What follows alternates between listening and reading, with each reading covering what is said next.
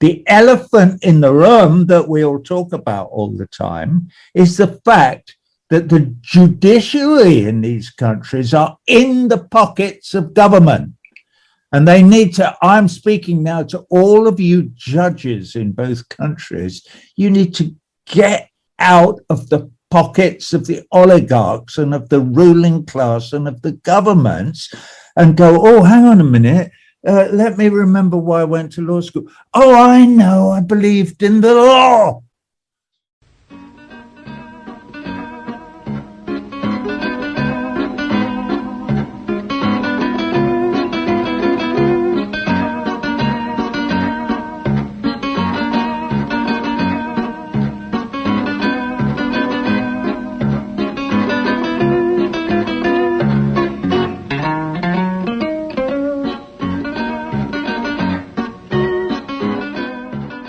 Hi, everybody.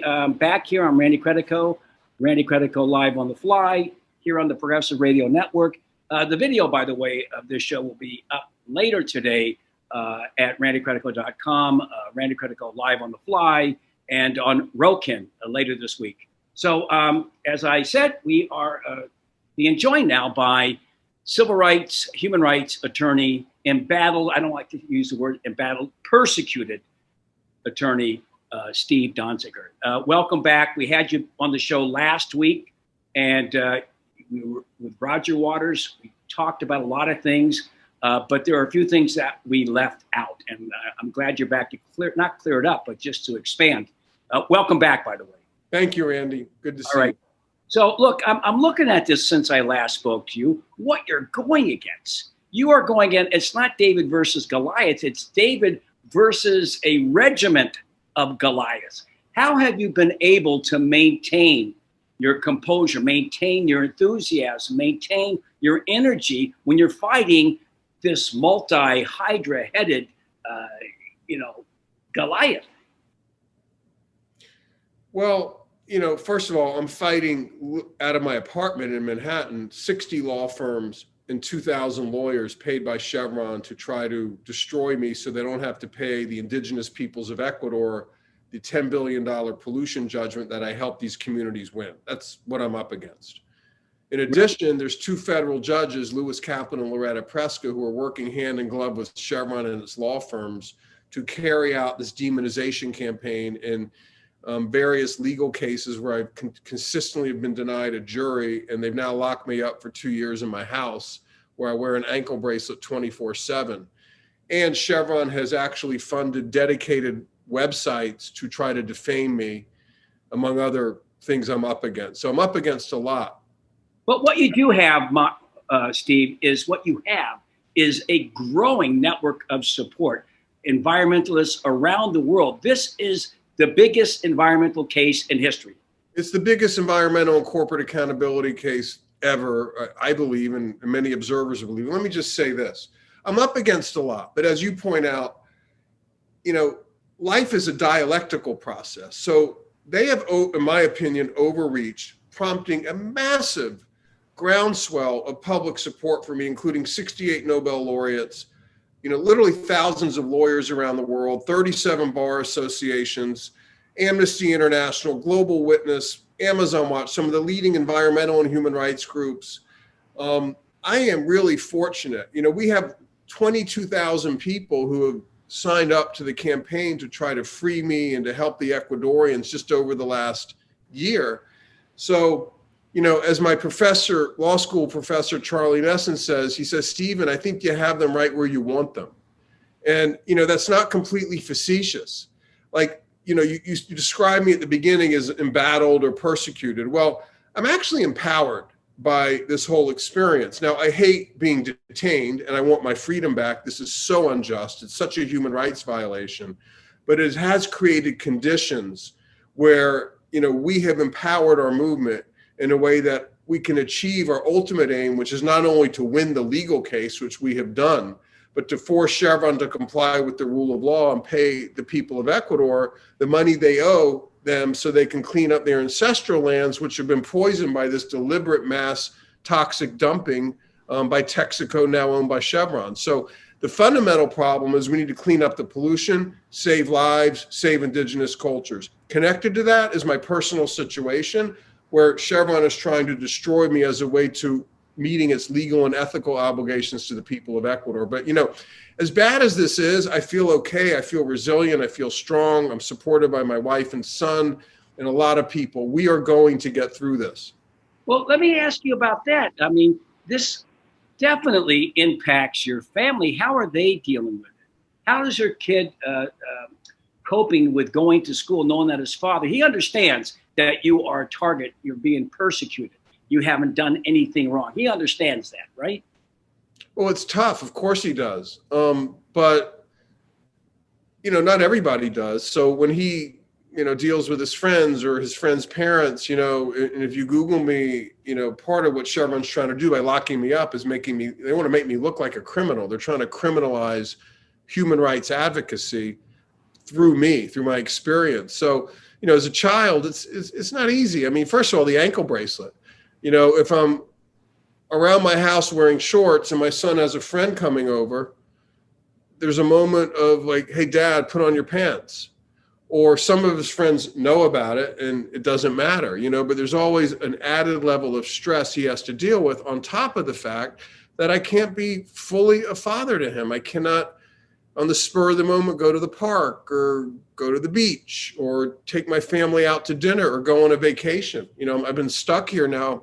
Actually, today is my 750th day in home detention on a charge for which I assert my innocence. But let's just say, even if I was guilty, the longest sentence ever given a lawyer who's been convicted of my supposed crime is 90 days of home detention. And I've been in over 8 times that amount. Why is this happening? I mean, obviously it's related to the fact that Chevron is behind my prosecution. I'm being prosecuted by a private Chevron law firm, which has to be one of the more outrageous abuses of power in the American judicial system. I've never seen anything like this. What bothers me is Merrick Garland.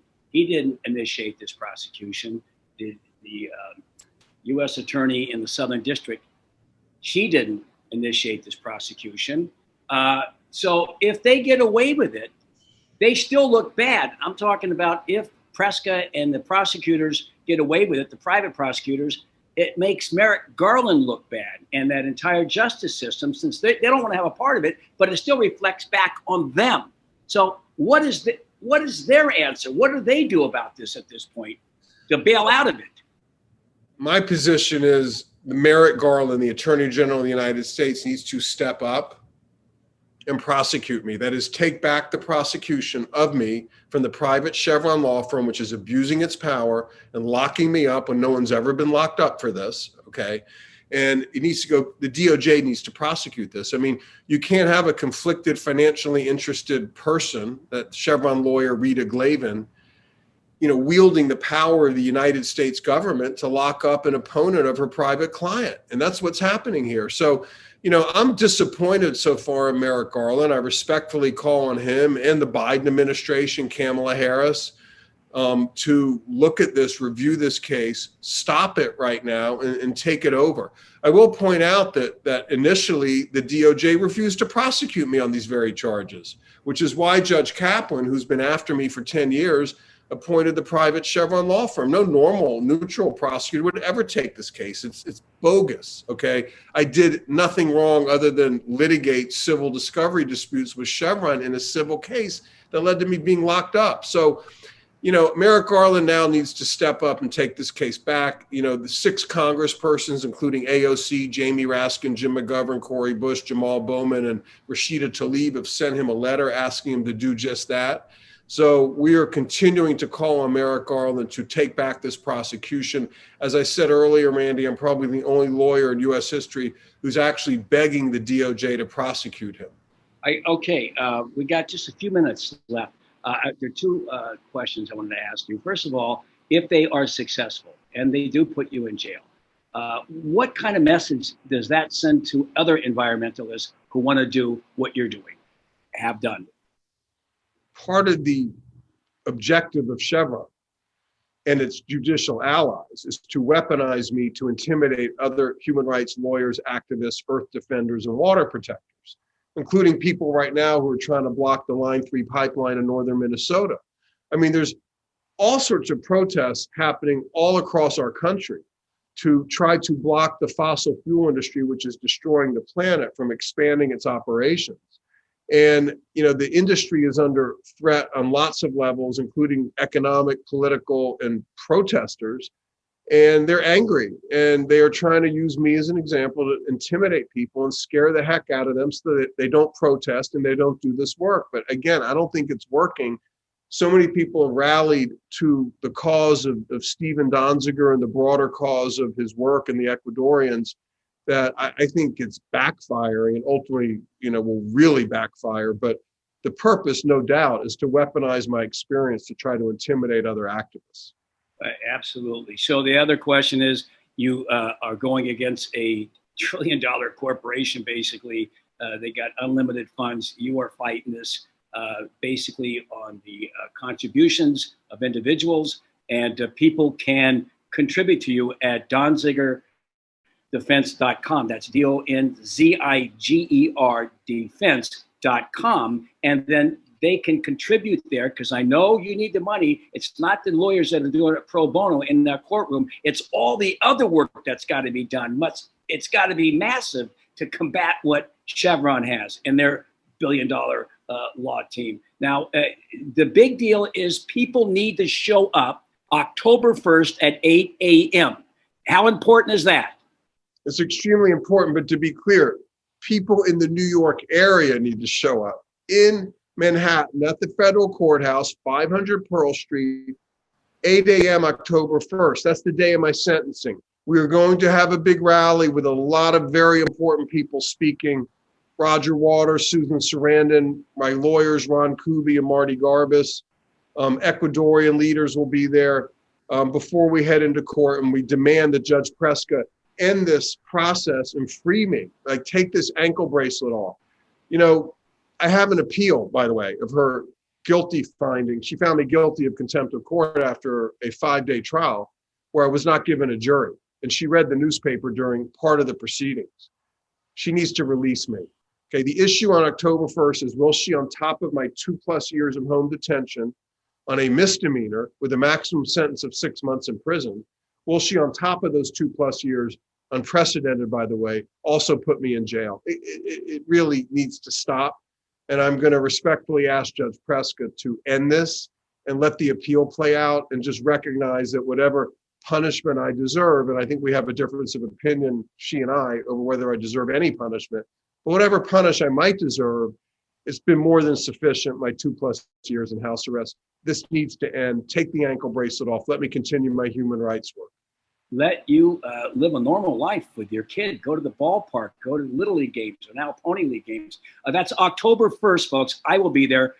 Roger Waters, Susan Sarandon, and a whole bunch of others. October 1st, 8 a.m. at 500 Pearl Street. There's going to be a big rally. That's the federal courthouse in Lower Manhattan, 500 Pearl Street. And once again, it's DonzigerDefense.com. I want to thank you very much, Steve. You are welcome back. We'll be doing a lot more on this going into October 1st, which is my mother's birthday. So maybe that's fortuitous. All right. Thanks a lot, Steve. And we'll see you. We'll be right back with another special guest.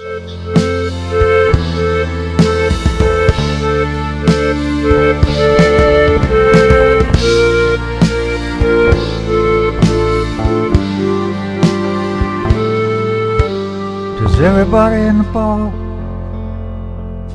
feel shaky? Lord knows I do. I guess we all feel pretty much the same. Kinda wore out by this crazy fucking zoo. The smell of napalm with the cornflakes, the chafe of killing everything that breathes, imposing sanctions on the lady down the street.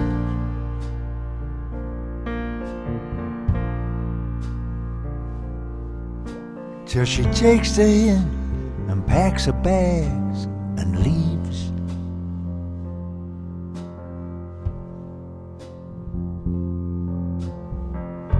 Come on in here, sister, and set a spell. You are most welcome in the bar. We may seem few, but we are many. Have you been traveling for? The girl who brought you in here is Lakota from Standing Rock, where they made their stand. So from Fort Yates, North Dakota, here's a message for the man.